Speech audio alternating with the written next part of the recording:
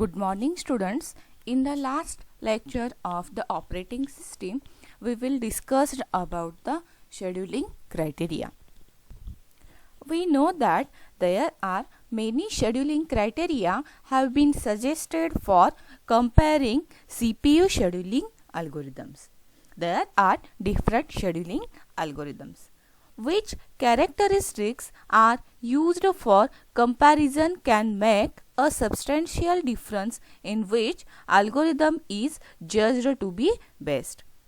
There are different criteria. By using that criteria, we can differentiate between different scheduling algorithms. There are different scheduling algorithms that are used for scheduling the different processes which are arrived in the operating system.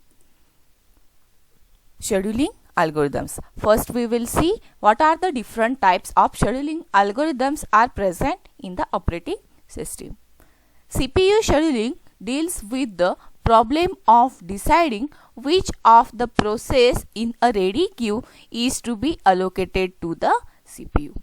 The main function of the operating system is the scheduling. And the CPU scheduling deals with CPU scheduler decides which process is taken out from the ready queue and allocate that process to the CPU. This is the main intention of the CPU scheduling. So, there are many different scheduling algorithms are present. In this lecture, we describe several of them. There are different scheduling algorithms that are used for scheduling the different processes that are arrived into the operating system. That algorithms are first come first serve algorithm, that means FCFS algorithm. Second, priority scheduling algorithm. Next, shortest remaining time algorithm. Next, shortest job first algorithm. Next, round robin scheduling algorithm. And last one, the multi-level queue scheduling algorithm.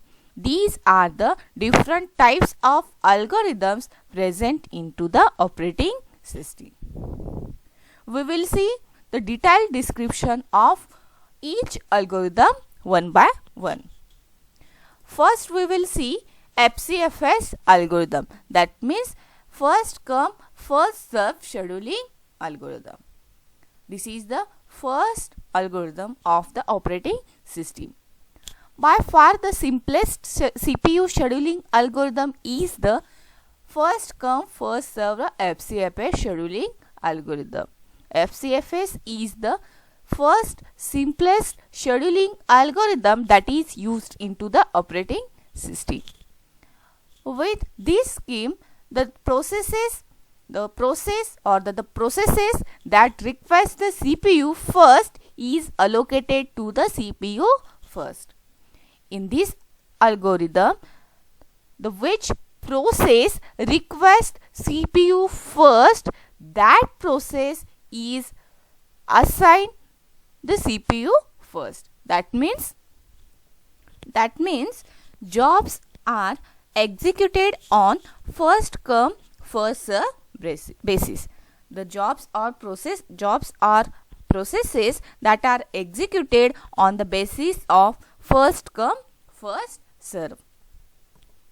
That means, in short, which process requests the CPU first, that process is allocated to the CPU first. The implementation of FCFS policy is easily managed with a FIFO queue. In a first come first served scheduling algorithm, the implementation of this algorithm is very easy by using a FIFO queue, that means first in first out queue. By using this queue, the different processes are easily managed into this queue. When a process enters the ready queue, its PCB is linked onto the tail of the queue. Whenever any process in the operating system, that process enters into the ready queue, then at that time that process PCB, that means process control block, is automatically linked onto the tail of that particular queue. And when the CPU is free, then it is allocated to the process at the head of the queue. At the condition whenever the CPU gets free, at that time the process which is at the head of the FIFO queue, that process is allocated to the particular CPU. The running process is then removed from the queue, and the code of the FCFS scheduling is the simple to write and understand. Whenever any process is running from that particular queue, at that time that process is removed from that particular queue. And the main characteristic of the first come first serve scheduling algorithm is that this algorithm is very simple to write and as well as understand. This is the basic introduction about first come first serve scheduling algorithm. In short, FCFS is the first scheduling algorithm which is very simple and easy to understand. And in this algorithm, the process which requests the CPU first, that process is allocated to the CPU first. And in this type of algorithm, there is one queue, that is FIFO queue. That FIFO queue is used to storing the different processes. And whenever any process into the operating system enters into the ready queue, then at that time the PCB of that particular process is linked to the tail of the queue. And when the CPU gets free, whenever CPU is idle, at that time the process at which the head of that particular queue, at the head it consists of first come or first requested process, that is that process is allocated to the CPU. And whenever any process go for the running, at that time that process is removed from that particular FIFO queue. This is first come first serve scheduling algorithm. Let's see one example for that FCFS scheduling algorithm. A real life example of FCFS method is buying a movie ticket on the ticket counter. Whenever you buying any ticket from a ticket counter, then in this scheduling algorithm a person is served according to the queue manner. That means a person who arrives first into the queue first buy the ticket and then the next one. That means this same concept is used into the operating system. That means the process which come first into the system, that process is allocated to the CPU, and then next another process is allocated. Whenever the execution of first process is completed, at that time the next process is allocated to the CPU. This will continue until the last person in the queue purchase the ticket. Same way in the operating system, until the last process is executed, this process is continued. And using this algorithm, the CPU process works in the similar manner. This is the one real life example of FCFS scheduling. Let's see the example of the different processes arrived into the operating system, how by using the FCFS scheduling algorithm that number of processes are scheduled. Let's see the example. Given n process with their burst time, then the task is to find average waiting time and average turnaround time using FCFS scheduling algorithm. we know that the waiting time means waiting time is the sum of periods spent waiting into the ready queue, and turnaround time is the interval from the time of submission of the process to the time of completion. That time period we called as a turnaround time. In the FCFS algorithm, there is, and we want to find the average waiting time and average turnaround time of processes. For finding turnaround time and waiting time, we can use a simple formula. That is, if we want to find the turnaround time, then we can find the turnaround time equals to completion time minus arrival time. And how we can find out the average waiting time? Waiting time is equals to turnaround time minus burst time, and the average waiting time is determined by summing the respective waiting time of all the processes and divided the sum of total number of processes. First in first out, also called as first come first serve, is the simplest scheduling algorithm.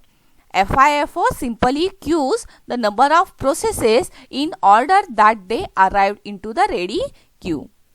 In this, the process that comes first will be executed first, and next process starts only after the previous gets fully executed.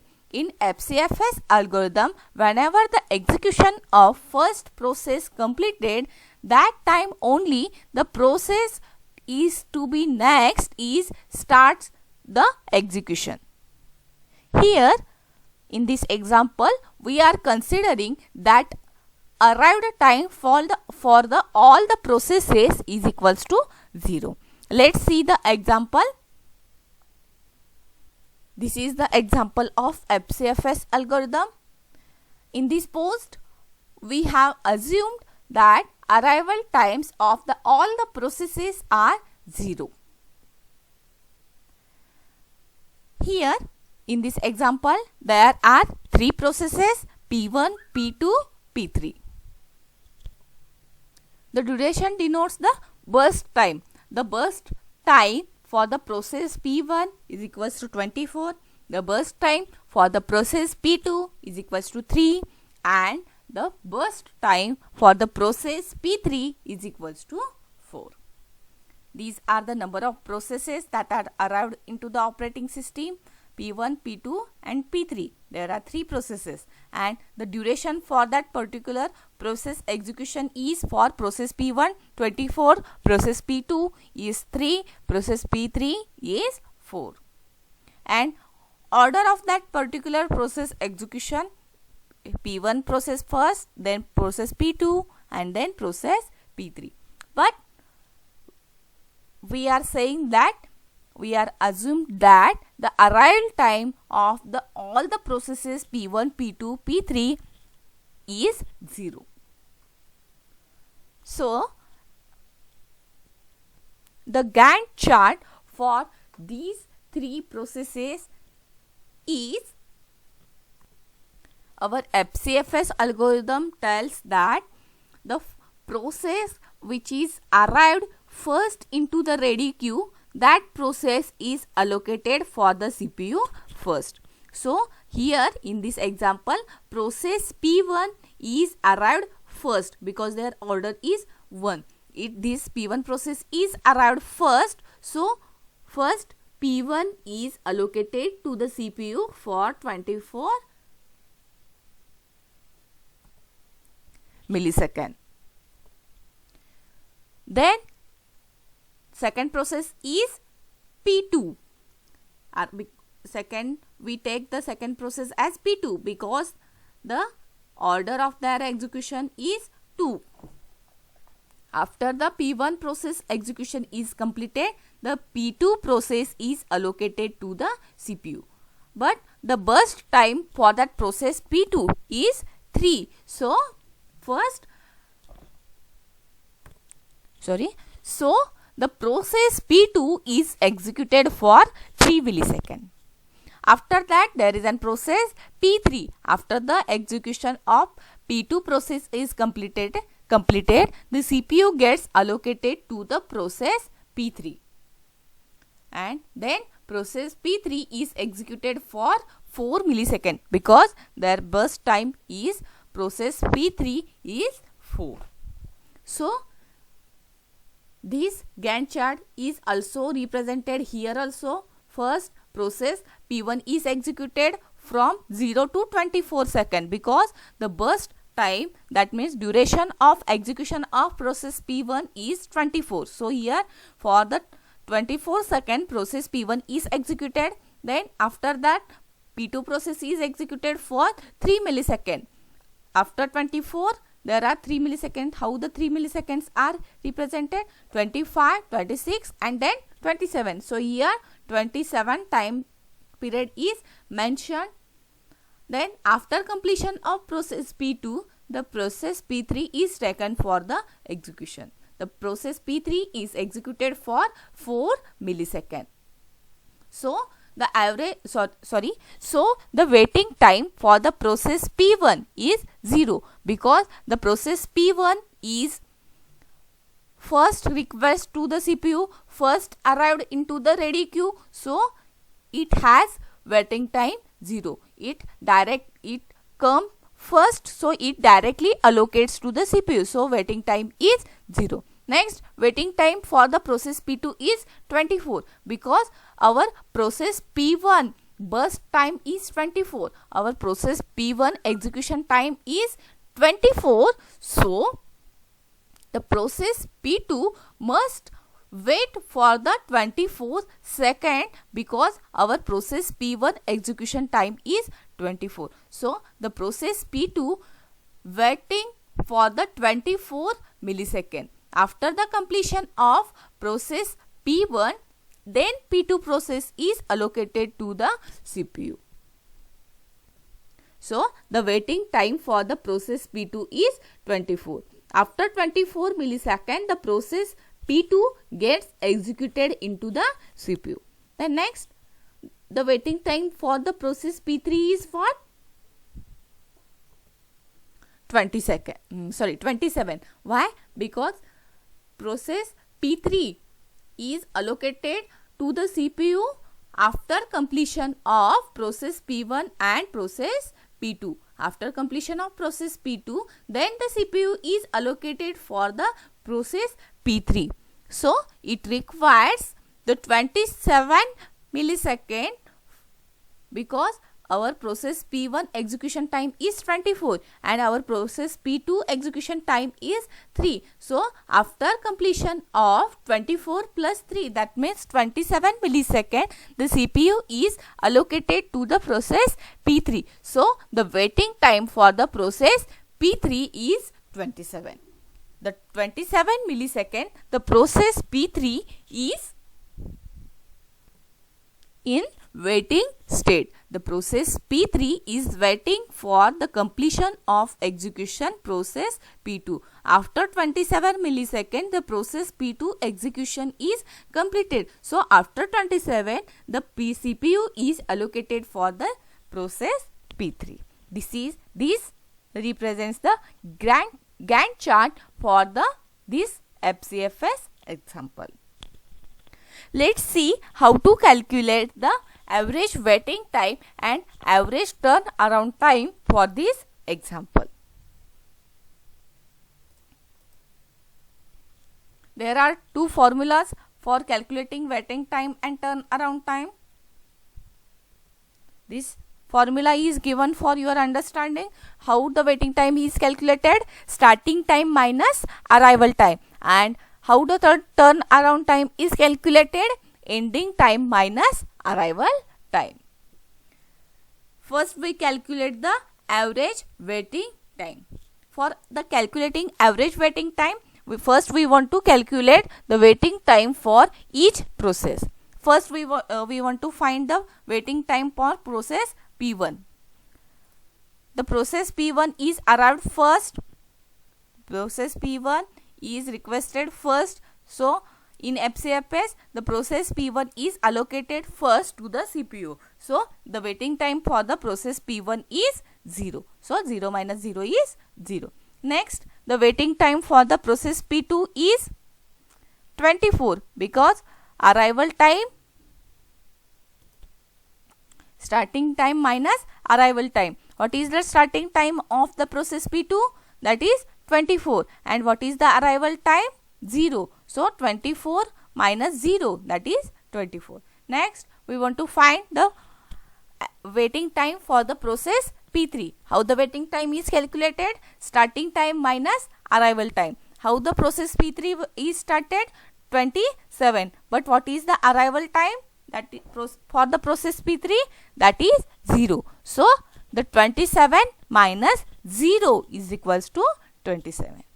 And how the average is calculated? Sum of all the processes waiting time divided by the number of processes. So 0 plus 24 plus 27 divided by 3, because there are total 3 processes. So answer is 17. Here average waiting time is 17. Then next we want to find the average turnaround time. Here is the turnaround time. Here we calculate turnaround time for the processes. So first we want to calculate the turnaround time for each process arrived into the CPU. First we want to calculate the turnaround time for the process P1. How the turnaround time is calculated? Ending time minus arrival time. Process P1 ending time 24, because burst time duration for the process P1 is 24. So 24 minus 0 is equals to 24. Then next we want to calculate the turnaround time for the process P2. Ending time minus arrival time. What is the ending time of the process P2? That is 27. 27 minus 0, that is equals to 27. Next, what is the ending time of the process P3? That is 31. 31 minus 0. 0 is the arrival time of the process P3. So 31 minus 0 is equals to 31. In this example, we are assumed that all the processes P1, P2, P3 are arrived at the time 0. So here we are considering 0. It is equals to 31. So how the average turnaround time of the process is calculated? 24 plus 27 plus 31 divided by 3. That means sum of turnaround time of each process divided by the number of process, that is 27.33. This is the example of FCFS algorithm. These are the some characteristics of the FCFS method, that are: it offers non-preemptive and preemptive scheduling algorithm. That means FCFS can be implemented by both types of scheduling, that is non-preemptive scheduling algorithm and preemptive scheduling algorithm. The next, jobs are always scheduled on the first come first served basis. All the jobs, all the processes in the FCFS are executed on the basis of first come first serve. Which process comes first, then that process is allocated to the CPU first. The next, it is easy to implement and use. This algorithm is very easy to implement and use. The next, however, this method is poor in performance and general wait time is quite high. But by using this algorithm, the performance gets slower because the waiting time gets high. These are the some characteristics of the FCFS method.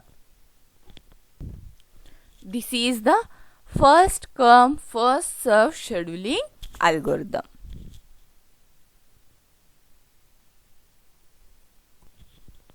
Today you must solve, there is an homework. Today you must solve any example of FCFS method. Consider any number of processes into the example. This is the today's homework, that you must solve any example by using FCFS method. Okay, thank you.